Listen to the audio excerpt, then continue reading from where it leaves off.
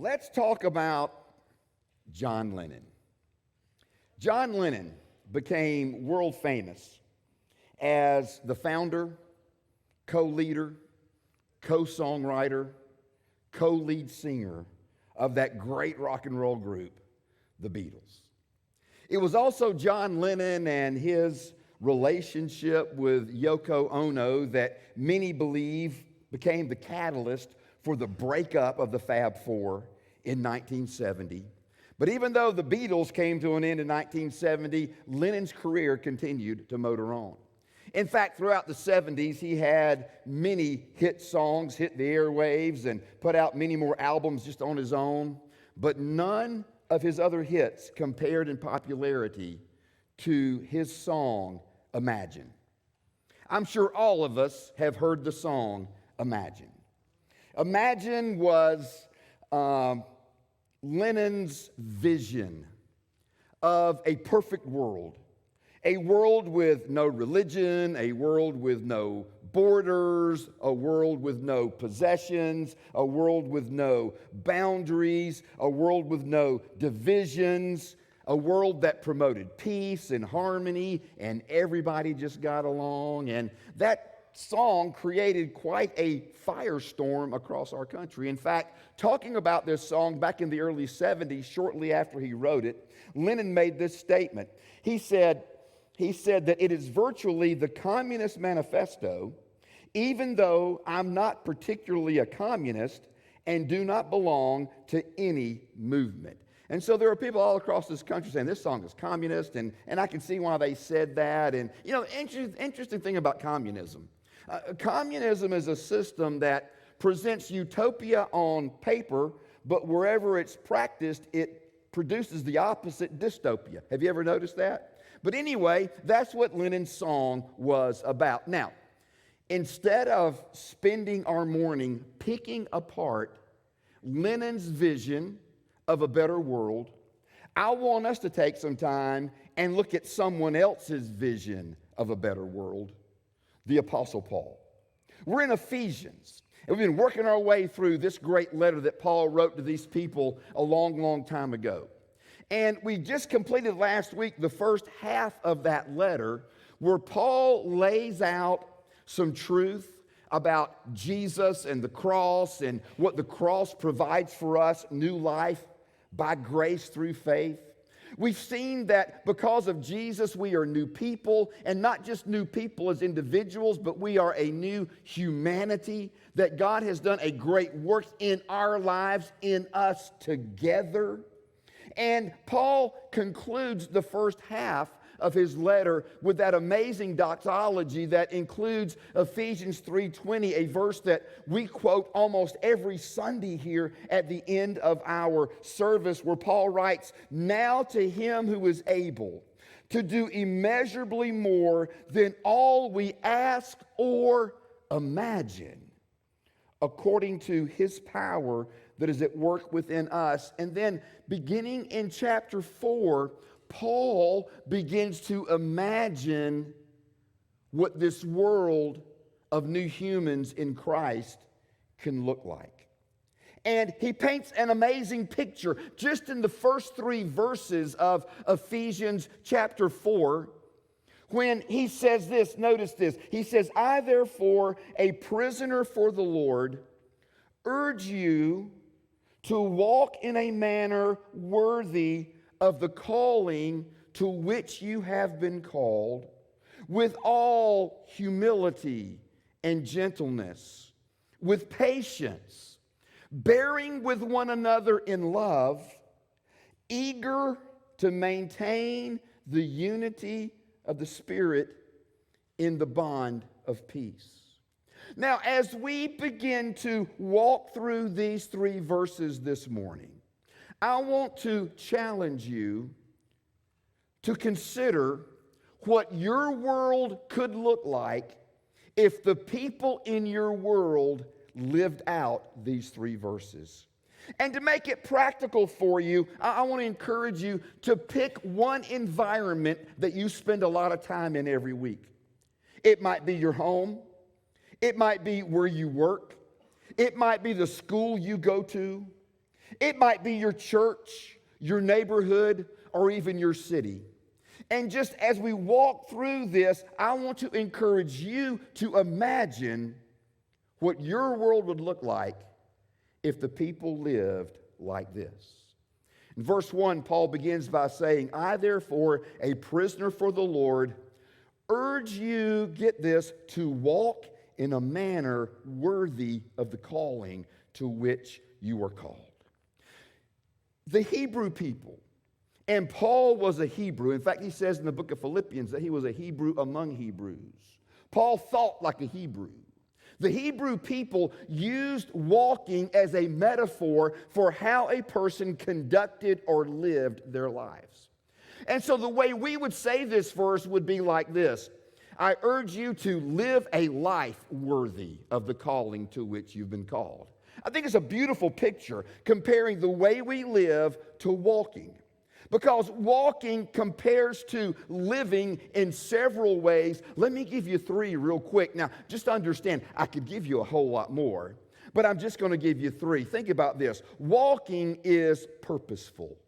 Whenever a person is walking, they're walking for a reason.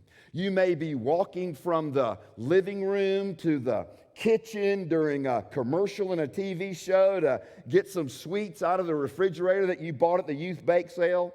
You may be walking from your car into the church building on a Sunday morning. You may be walking around your neighborhood trying to get your heart rate up and burn a few calories because the weather's finally warmed up and it's a good time of the year.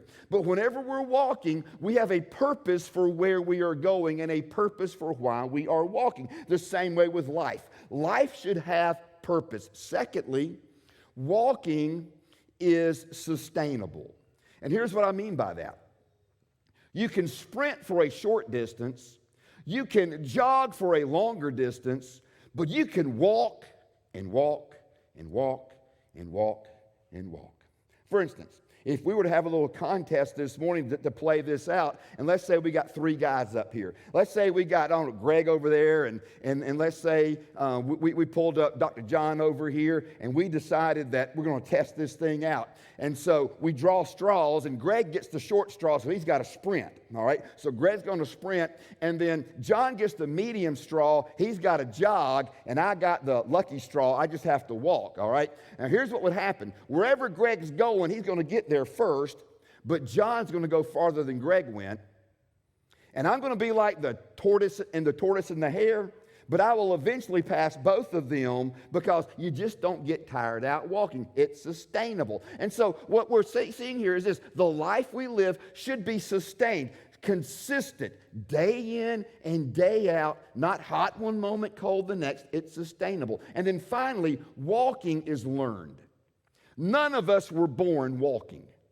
None of us were a born walker, well, unless your last name is Walker, and then you were a born walker. But when it comes to literally walking, none of us were born walkers, okay? And so it's something that we learn, and maybe you can remember teaching your kids how to walk, and it's like crawling was so much easier, and I'm sure I'm not the only one that thought, man, this kid's going to crawl to kindergarten if we don't get something going here. But once they get up and going, then you're chasing them the rest of your life. You know, it's amazing how that works. I had somebody tell me one time, it's funny with our kids, we spend the first 2 years begging them to talk and walk, then spend the next 16 telling them to sit down and shut up. But that's kind of how it works, So Paul says, I urge you to walk in a manner worthy of the calling to which you were called. In other words, live out what it means to be new in Christ as a people called together in Him. And then in verse 2, he begins to describe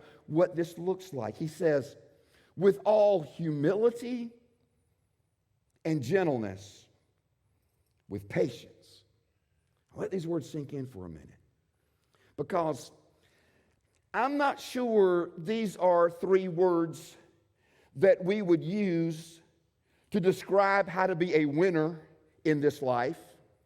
I'm not sure we would hear these words come up often at a self-help clinic on how to be successful in this life. Because we get told things like this. It's a dog-eat-dog world. And so you got to get up and get after it. And you got to go hard or go home. And you got to stand up for yourself. And you've got to push yourself to the front. And if you're going to be noticed, you better shout loud or no one will see you, no one will hear you. We're told that this world is a rat race. And it kind of is, isn't it? This world is a rat race. Your career can be seen as a rat race. But it's like what Lily Tomlin once said. The problem with the rat race is even if you win, you're still a rat. And so Paul gives us a different way to live that sounds counterintuitive, and it is certainly countercultural. Paul says, walk this walk out, live this life with all humility. Humility. The word literally means lowliness of mind. And was used up until Paul began using it in the scriptures of a person who thought very little of themselves, that they esteemed themselves low. It was the word that would be used to describe a slave or a servant or a loser, if you know what I mean. But biblically speaking, this word is used in a different way. Because I think biblically what this word means is not so much to think little of yourself, but to think more of other people. Do you see the difference? I'm not called to think little of me. I'm called to think more of you. In other words, no matter what kind of number of worth I put on my life, I should give you a higher number of worth. If I see myself as an 8, I should see you as a 9. If I see myself as a 10, I should see you as a 12. I should see you as more important than me. In fact, that's kind of what this word means. It means that as I go through life today and tomorrow, as I walk this thing out day in and day out, I'm going to treat the people I meet as if they're the most important people I know. Have you ever gone to a party or a gathering? Might be a gathering at work, might be a gathering at school, whatever the case might be a party on the weekend. Have you ever noticed how people walk into the room at a party? Because people tend to walk into a room at a party or at a gathering at work for a meeting in one of two ways. One person walks in like this, here I am. They walk in the door and it's like, here I am. And they're glad, they want everybody to see them. But then there's another type of person who walks in and they say, there you are. There you are. Now, who would you rather hang around with all day? Every one of us is going to pick the there you are people, all right? Yet it's easy to become a here I am person. Have you ever noticed that here I am people get old after a while? All they want to talk about themselves, they're so consumed with themselves and who they are and what they've done and what they're going to do and what they think they are. And it's just like, oh, I mean, you know what I'm saying, everybody? Paul is saying, no, we want to be people who, when we encounter people, oh, there you are. It's good to see you today. It's good to see you today. Another way to put it is this. If I were to have to summarize it in a sentence and maybe put it on the screen so you could understand it, it'd be this. The humble person says, I will put your needs before mine. And isn't that refreshing in the world that we live in? I will put your needs before mine. Paul says we're to walk with humility and with gentleness. Gentleness. Now hear me carefully. Gentleness does not mean weakness. Gentleness does not mean that a person is frail. That word gentleness really means you're strong, but you know how to temper your strength for the moment. It'd be kind of like this. I noticed that, I think Nolan, you and your family were in Disney World. You know Disney World? You have a good time? Good to have you back, all right? So it's spring. Nolan's back from Disney World, all right? And let's just say that for some strange reason, Nolan and I decide that we want to get our ball gloves out. Now, I'm not sure where mine is, but I got it somewhere. We want to get our ball gloves out because it's spring and just start playing some catch, all right? So Nolan and I are out in his front yard, man. We're just playing a little bit of catch and getting the shoulder loosened up, and first few throws are kind of easy. But then we start remembering what it was like back in the day, or at least when it back for me back in the day, which was a long time ago in a galaxy far away, and back in the Stone Age, as I told you last week, all right, with the Flintstones and the Rolling Stones. And you remember when you used to play ball with your friends, it was a good throw when it would pop when it hit your mitt. You don't hear that pop when it hits your mitt, So Nolan and I, man, we're throwing pop, and pop, and pop back and forth. And then Jake walks out, man. Jake's in the 6th grade. Jake, as a 6th grader, he's got to have an arm like a spring, you know what I'm saying? I mean, he's a fisherman. He's casting that rod, and winning championships as a fisherman. But he wants to play with us, too. He's got him a glove. And so the three of us, man, are just throwing it, pop, throwing it, just winging it at each other, man, having a good time, bringing back memories about when I was a 6th grader or 7th grader, just having a good time with this. And so we're really throwing it hard. And I bet you can't catch this one, having a great time. Then Nolan's little son, Vincent, comes walking out. Vincent's a little kid. All right, he's a toddler. He comes walking out, and he wants to play. Now, neither Nolan nor Jake nor me are going to throw a baseball or a softball as hard to Vincent as we would to each other. For a couple of reasons. Number one, it wouldn't be nice. It wouldn't be smart. And number two, if we did, Mama Bear going to come out that house. All right, and 3 things are going to happen. Nolan's going to die. Jake is going to experience nuclear behind. All right, and Kendall's going to preach his next sermon with a black eye. I'm not going to throw a ball to a 2 or 3-year-old at the same velocity that I would throw it to a grown man. I'm just going to sort of pitch it and let it land at his feet. That's what it means to be gentle. Are you with me, everybody? That's what it means to be gentle. And so where humility says, I will put your needs before mine, gentleness says, I will respond to whatever you're going through, all right, according to your weakness, not my strength. In other words, once again, you are more important in this relationship to me than I am. And then Paul gives one more word, patience. Yeah. Wouldn't it be nice if that word weren't in here? Or am I the only one that's wired that way? Patience. When we think about patience, we tend to think about people whose personality naturally bends toward being a laid-back person that can put up with a lot. Okay? In most of the marriages I know, we've got one hardwired person and one person who's just kind of wired to put up with a lot. Now, you can decide which one is which in your home when you get home. All right? And but that's kind of the way it works. All right? And the way it works that way is because that way we're kind of balanced. Because if both of us were hardwired and wound tight, all we do is fight.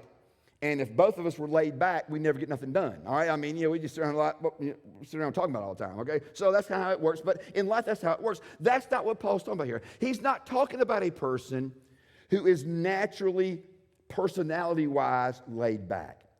In fact, this word for patience is not a passive word at all. We kind of see patience as passive. I'm just going to let it go this time. I'm not going to let it get to me this time. I'm just going to kind of put up with it this time. No, it's an active word. It means to persevere. It means to endure. And endurance is anything but passive. It's kind of the idea of if you want to get in physical condition, but you're not right now, which there's some of us in this room, we're not. You're not, all right? I'm just going to break it to you. And we did not help you a bit with the youth bake sale, but we appreciate your support, all right? And so you want to get in shape. And so you join the gym and you go this next week, Monday, Wednesday, and Friday. You know what you got? Sore. That's what you got. You got sore.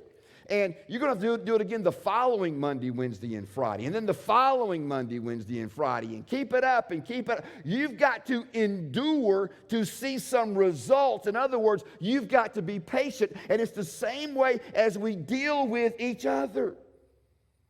In order to see results, in order to experience growth, spiritual growth, transformation, we've got to be willing to give each other time and to give ourselves time. You know, it's amazing. I meet people who their life's a mess. They know their life's a mess, They come to church for 2 weeks and then they quit because it didn't work. And I'm like, listen, God's a miracle working God, but don't expect him to fix in 2 weeks what you've spent 3 decades messing up.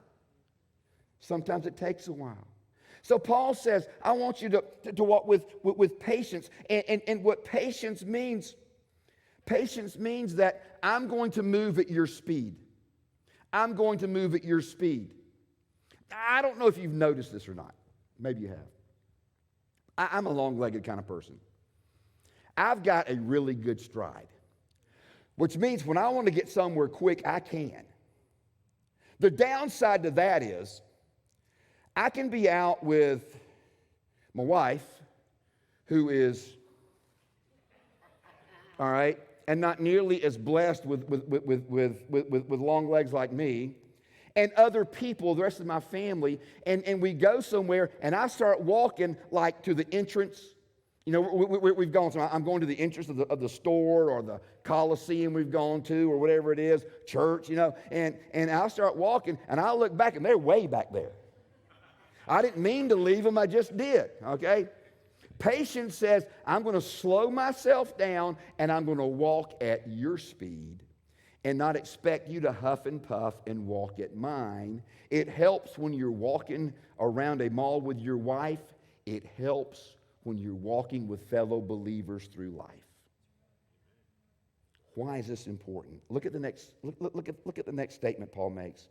Verses 2 and 3, he says, bearing with one another in love, eager to maintain the unity of the Spirit in the bond of peace. Let's just kind of break these phrases down real quick. I've got to have humility and gentleness and patience if I'm going to bear up with others in love. That word bearing with others has the idea of holding others up. Holding others up. It doesn't just mean putting up with people when they get on your nerves, although that might be included in there too. It's the idea of I'm going to hold you up, and we're going to hold each other up. Kind of like if we were constructing a wall. And I've done this before. You're building a wall, and it's easy while it's on the floor and you framed it out and you put your 2x4 studs in. But there comes a moment where you got to take that wall that's on the ground and raise it up and hold it while someone secures it to the rest of the building. And at first, it's really not that hard. But let's just say that your partner you're working with forgot the nails, all right? And now they got to go back to the truck or go back to their house or go back to their toolbox or go to Lowe's is usually what happens, and they got to go to Lowe's, and there you are holding this up the whole time. It gets old after a while, and it starts to get heavy. But because I'm doing it in love, I'm in it for you and not for me, we bear each other up. We don't walk out on each other. And that's why we need humility. And that's why we need gentleness. And that's why we need patience. So we can also, get this last phrase, maintain the unity of the Spirit. Notice this. Paul doesn't say create unity in the Spirit. He doesn't say, I want you Christians, I want you as a church to find a way to be unified. We don't have to create it. We just have to maintain it. And that's a good thing. And you know what? As I live with humility and gentleness and patience, and as you live with humility and gentleness and patience, and as you live with humility and gentleness and patience, and as you live with humility and gentleness and patience, and as you live with humility and gentleness and patience, and even as you over here live with humility, gentleness, and patience, guess what? We maintain that unity. We maintain the oneness that Jesus died to give us, and we experience his peace. That's Paul's vision of a better world. Now, before we go home today, let's go back to John Lennon. Let's go back to John Lennon. I came across a story that in 1977, John and his wife Yoko and their young son, who was about 4 or 5 years old, Sean, went back to Japan, where Yoko was from, to the mountains of Japan for summer vacation. And they were staying in this village that they would bicycle from the cabin they were staying in into the village on a regular basis. And they noticed on the main road through this little village, there were these signs put up that said, "Come to the Power and Light Company." And these were put up by some missionaries. Their names were Stephen and Carol Fleener. They were missionaries in this area. They were part of the Union Church in this area, and they put up these signs that said, "Come to the Power and Light Company," and it was inviting people for free coffee on Sunday mornings and free cake and a conversation in English. This area was an area where many missionaries would congregate when they were like on vacation. Missionaries from the Far East were always in this area, and most of them attended this church and volunteered at the camp this church ran in the summers when they weren't on their own mission assignments. I can only imagine the commotion that stirred up the following Sunday when partway through the worship service at the Union Church, the doors in the back opened up, and in walked John and Yoko Lennon. Whispers went out all over the building, and people couldn't believe it, and they walked in, they sat down, took in the service with these people, and when it was over, they left. Carol Fleming writes that later that week, she was in her front yard, and they lived at this Christian camp. She was in her front yard when she saw two people coming up on a bicycle, actually two adults and a young child on two bicycles. And at second glance, it was John and Yoko Lennon again. And they pulled into her yard and stopped. And they just kind of stared at each other for a moment. And then John broke the silence by saying this. He said, "I saw your signs on the main road and thought they were clever. I was telling Yoko here that we needed to see what it is all about." We can only imagine at this campground where there are other people outside and a world-famous person shows up. Soon a crowd began to gather. Carol Flinner writes that she finally thought of something to say, and she said, "What are you doing in town?" And Lennon replied, "We're staying at a cabin owned by Yoko's family." Of the people who'd gathered, they began to talk and ask questions. And Carol Flinner writes this: "One woman pushed in the front. She had a reputation for being blunt. I read about your divorce. How could you leave your first marriage?" she asked. Baptists. Unless she was Pentecostal. Church of God. Religious. Are you with me? Anybody else need to be offended today? I'll get you, man. Okay. "I read about your divorce. How could you leave your first marriage?" she asked. "What are you doing now that the Beatles have broken up?" Everyone crowded closer. Carol writes, "I expected John and his family to turn around and pedal away as fast as they could. But John just smiled. Right now, I'm putting my music on hold to spend time with my wife and son," he said. The woman didn't seem quite satisfied. "Do you belong to a church? I can just hear this lady. I went to church with her one time." "Do you belong to a church?" she asked. "Of course," he said. "I'm C of E." A perplexed look came across the woman's face. "C of what?" John laughed playfully. "The Church of England. Haven't you heard of them?" More questions, let me just read this. More questions came, and he listened to each, answering kindly and politely. He didn't contradict anyone in any way. One of the most famous people in the world, notorious even to some, in our humble yard, being scrutinized by people he didn't know and taking it all in stride. Even I had to admit, I was surprised by his patience. Someone else asked, "How could you say those things about being bigger than Jesus?" John shook his head. "When we talk to reporters, we play around with them," he said. "We're just a music group. Don't people know that Jesus is far greater than we are? Carol goes on to write, before I knew it, an hour had passed, and he, Yoko, and Sean prepared to pedal off on their bikes. It's good to talk to all of you, John said. And then he says this. I want you to get this. And by the way, that's a picture that was taken that day when they were talking to these people. I've been looking for something this summer, something spiritual. I've been speaking with a lot of the missionaries I've met here about life and what it all means. Thank you for your words. Now, here's what hit me about this story.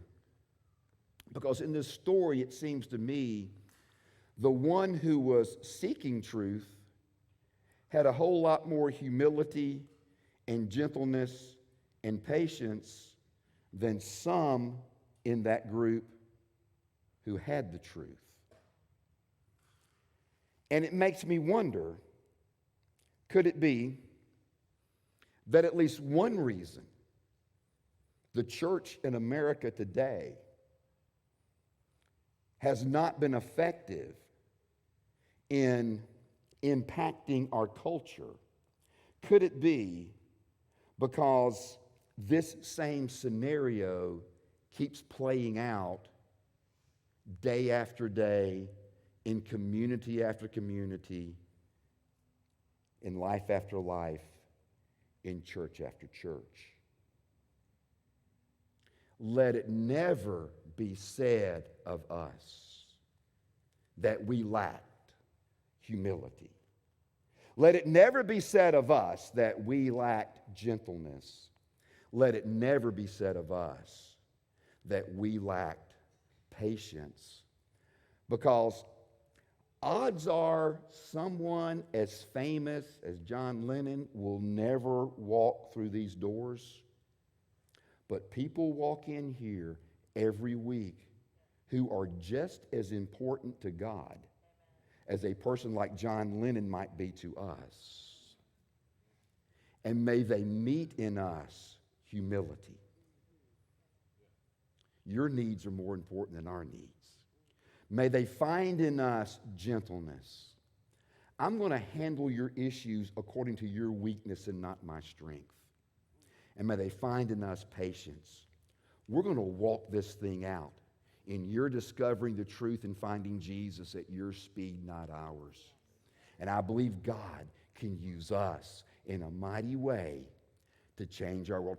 Let me encapsulate this message in one sentence. If you remember nothing else, all right, take a picture when it comes up, all right? Write it down so you'll have it. It's in your sermon notes. It goes like this. As we live lives of humility, gentleness, and patience, we become Christ's catalyst for changing our world. It's counterintuitive, it's counterculture, but it's all about Jesus. And I guarantee you, you begin to use this at home, at work, at school, in stores, in restaurants, around town. You begin to use this and live it day in and day out. You'll see God use you, change your world. Do you receive that this morning? Amen. Amen. Let's bow for a word of prayer.